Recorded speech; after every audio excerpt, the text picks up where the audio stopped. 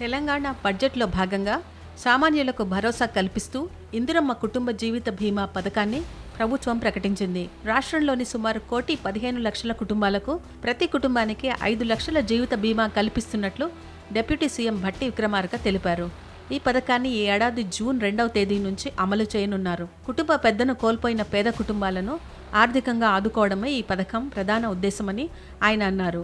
ఈ బీమా క్లెయిమ్ ప్రక్రియ సులభతరం చేస్తామని ప్రభుత్వం హామీ ఇచ్చింది. సామాజిక